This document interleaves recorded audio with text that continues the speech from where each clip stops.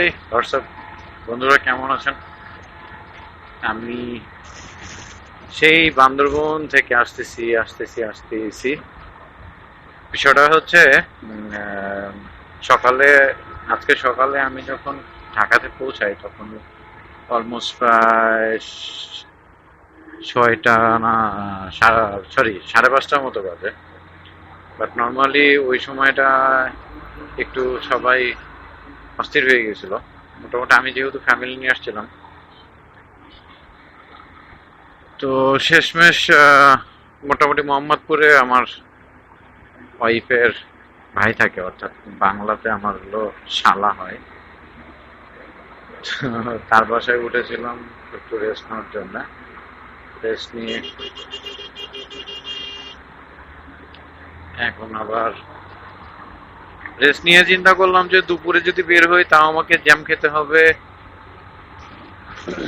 আর যেহেতু রোদের তাপটাও অনেক, তাই আর কি চিন্তা করলাম যে তাহলে ইয়েতেই যাই, মানে সন্ধ্যায় বের হইতে হইতে অলমোস্ট প্রায় 8টা বেজে গেছিল। তো মোটামুটি এখন ভালোই ফ্রি পাচ্ছি রাস্তা। আর চন্দ্র যেহেতু চলে আসছি, তার মানে 4 লেন স্টার্ট, এখন আর কোনো প্যারা নাই, এখন নর্মালি যেতে পারবো।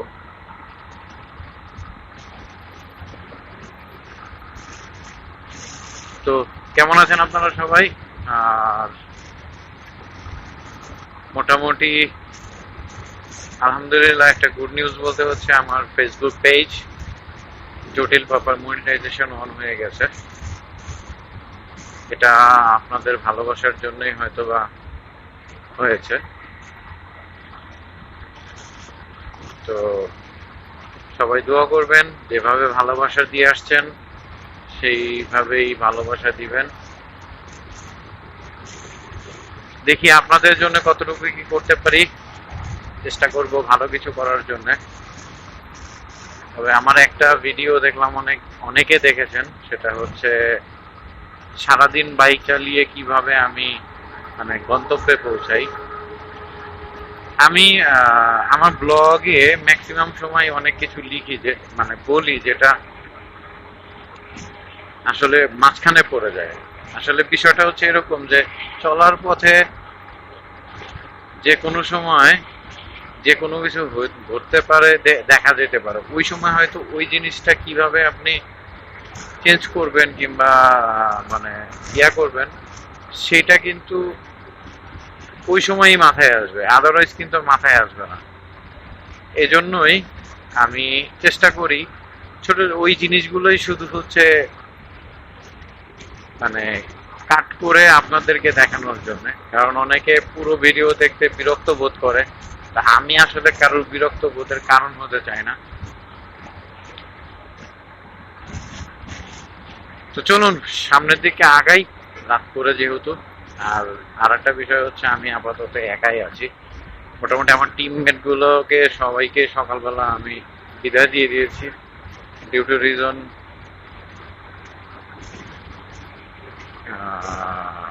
মানে আমার দেরি হবে অনেক। কারণ আমি যদি তাদেরকে আটকিয়ে রাখতাম তাহলে আমার জন্য হয়তো বা অনেকগুলো লোকের কষ্ট হতো। এই বেসিক্যালি এই জিনিসগুলো থিঙ্কিং করে আর কি আমি মানে তাদেরকে বিদায় দিয়ে দিয়েছি। এখন টুকটুক করে যাচ্ছি।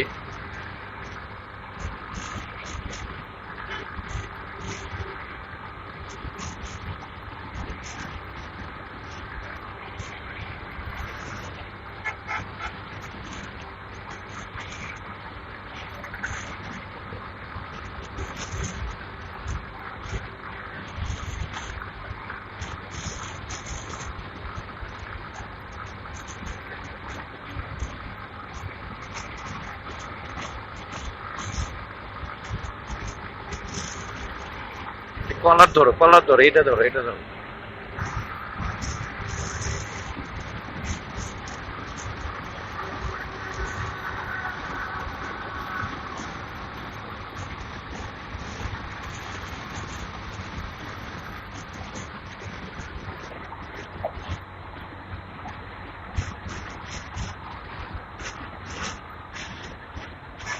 যমুনা সেতুতে আসলে নিজের ভিতরে একটা অন্যরকম ভালো লাগা তৈরি হয়। মানে নদীর যে বাতাসটা, আসলে অ্যাকচুয়ালি বাতাস তো বাতাসই, বাট নদীর আশেপাশের যে বাতাসটা এটা একটু নর্মালি একটু ডিফারেন্ট হয়। এটা আপনারা যদি কখনো নদীর পাড়ে এসে বসেন দেখবেন যে বাতাসটা একটু ডিফারেন্ট, আবার সেন্টটাও একটু ডিফারেন্ট। বাতাসের সাথে যদি কোনো কিছু গন্ধ আসে, মানে বাতাসের আলাদা একটা স্মেল পাওয়া যায়, তাহলে একটু ডিফারেন্ট হয়। তো যমুনা সেতুর কাছে আসলে কিংবা যমুনা সেতুতে আসলে আমি এই জিনিসটা ফিল করি, এবং মাঝে মাঝে খুব ভালো লাগে। যাই হোক, আর মনে হয় যে আমি বাড়িতে চলে আসছি।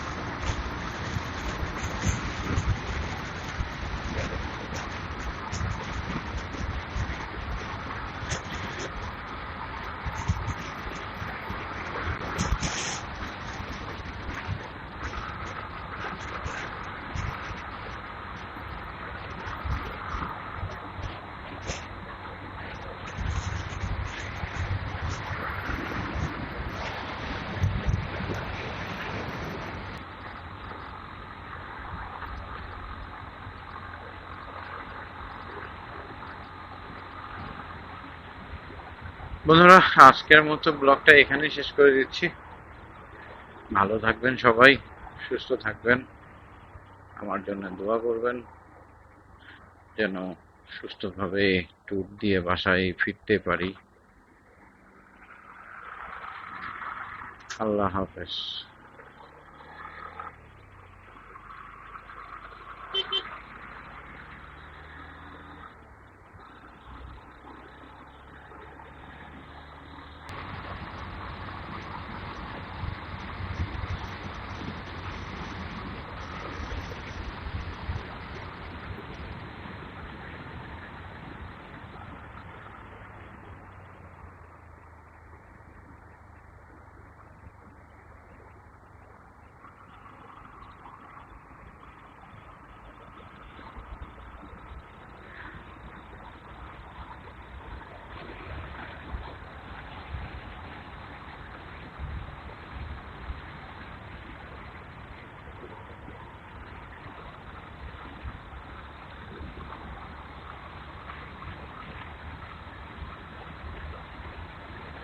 আসসালামু আলাইকুম।